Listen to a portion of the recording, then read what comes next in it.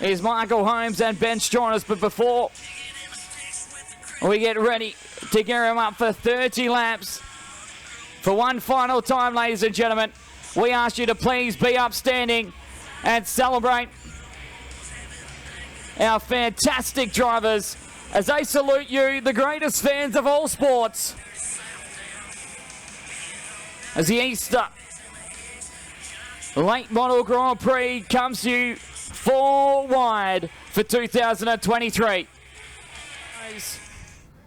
We get set to let them loose for round number 2 of the Easter Grand Prix. Here, Speedway got a great start on the inside of the racetrack as the place is sealed down, but it's the second road that's starting to make the moves quickly. Freddie Kinsella got by Matt Nylander very quickly for second place and almost made his way into the lead. Lap number 1 though goes the way of Smoker Joe Chalmers, who decided to find his way very quickly to the top side of the racetrack as Matt Nylander loses another position. Brent Vosbergen's been able to get past the 34 machine as David Nylander's the big mover so far in the 54 machine. Getting geared up and ready to chase down his twin brother for position number 4, but Holmes doesn't want to be denied that last spot inside the top 5. He had a look onto the inside of David Nylander, who will hold off for position number 5 at the moment, but back to the race lead. It's getting very close yet again between Kinsella, who's railing the bottom, and the top side being thrown down. Next car to go a lap down, who's in the sights of our race leader, is that of Greg Horan. Horan's trying to get the past Peter Mewett as well, who he puts a lap down, but just sliding through the field. He'll slide jump on Greg Horan. That is very, very agey of the way the 23 was able to get past. Fantastic work from 1 through to 12. And the miraculous thing is all 12 race cars who started are still running, and we haven't had a restart as of yet. Back to the race lead though. It was 1.2 the last time we checked. It's now 3/10, and Freddie Kinsella has just hit the lead as Smoker Joe just jumped the cushion into turn number 1. The car straightened up, and Kinsella now is on track to try and get back-to-back Grand Prix wins over the weekend. Could be slowed up though now as Brent Strawner, who runs in 8th place, tries to get around the outside of Chris Kent for the 3rd time of asking, and chasing right behind the Barry Wright race car is that of Freddie Kinsella. Is he starting to move away? Yes, he is. Oh, Kinsella out of shape, and the car has come to a stop. Tries to get to back up and mobile and does so. The car just went stationary. He got on the anchors, trying not to upset the lap competitor of Ben Strawner. And the kindness that Freddie Kinsella has shown has slowed him down as he goes around, does Damien Hudson, and that was contact with the 318 of Kinsella. Brent Vosbergen has decided to go to the outside of the racetrack. You'd have to say this is tactical as well, as Kinsella has been very quick on the bottom side of the racetrack. 13 laps remaining as Joe Chalmers will lead us away. Kinsella's trying to split the both of them, and he will do. Slides in front. No, he doesn't. Chalmers had the better run on the outside of the racetrack. He's able to get out to a 3-car length lead over Kinsella and Vosbergen. Vosbergen's attempt to try the bottom side of the racetrack did not work out the way the national champion wanted to, but he will try and slide his good friend Kinsella. Both of them run wide. There was contact again along the back straight. They're not giving anyone an inch at the moment, but while these two are battling it out for second place, it's allowing Joe Chalmers just to spread his wings and fly. As he tries to exceed. No, he doesn't. He hits the wall. He got into the turn 2 wall. Vosbergen's now your new race leader. To the outside goes Kinsella, but the national champion, who couldn't get it done in a super sedan, is trying to make it all worthwhile here in the late model.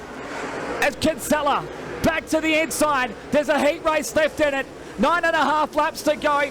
As right ahead of them yet again is Peter Mewett, the lap competitor. They have to try and split him. They do. Kinsella was very lucky not to get into the left front of the 55 Joe Chalmers. Next one though is Chris Kent to go a lap down as Kinsella try to slide ahead with 3 wide for third place between the 2 Nylanders and Joe Chalmers. Those 3 drivers as well. Very good fans off the track. On the track, they're going for the last spot on the podium of your Easter Grand Prix. 2 of them fighting it out for the race lead. 3 of them for the last spot on the podium. We have 7 laps left. Oh, Chalmers went into the wall again. David Nylander had to use evasive action to cut down to the inside. Sadly though for Matt Nylander, who started off the front row, he's fallen back to 5th place now. 2-horse race back out in front though. 6 laps remaining. Car length in it between Vosbergen and Kinsella. The question is, there's going to be lap competitors again to play with 5 to go. First of them will be Peter Mewett, and they'll close in on him in this lap. They see him going out of turn number 4 as they enter turn number 3. They both look to the outside of the racetrack. Kinsella lets it all hang out right ahead of the 23 of Joe Chalmers, who again makes an absolute hash out of turn number 1. It allows David Nylander to have a sniff on the inside. Joe Chalmers though decides to play protective now as he goes to the bottom side. Allows David Nylander to have an attempt on the top side of the racetrack. They continue to switch lanes. Now it's Chalmers on the top side, David Nylander on the bottom.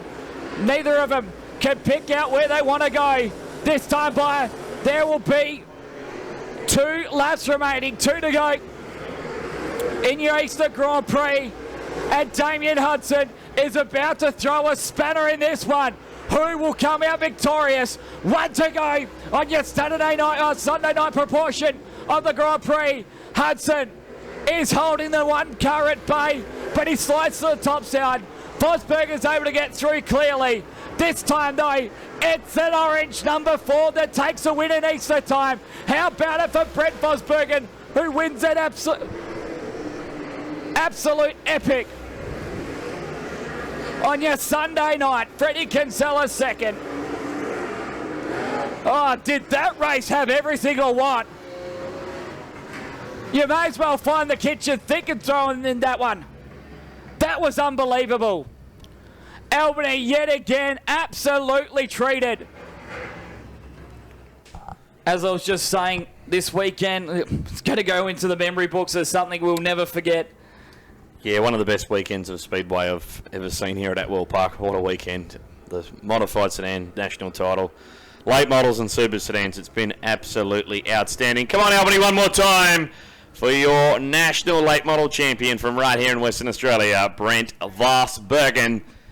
Gets the job done, and I'm sure they'll be willing at Team Vosbergen Racing to sell even more merchandise. I've had it on display down there just near the pit area. I'm sure if you go and see Brent and the team after these proceedings, these presentations, they'll be more than happy to oblige Kinsella and Joe Chalmers. So a bit of a racing tyres and accessories podium there in that late model feature, Morgan. Of car number 1, your national champion, Brent Vosbergen. Cam Newbold was downstairs with our top 3 for our last presentation for the weekend. Certainly are, Morgan. The last, and it certainly wasn't the least, a fantastic final to finish the Grand Prix at Atwell Park Speedway. And we'll get on with the presentations. We've got Graham McSweeney from Albany Forklifts and Industries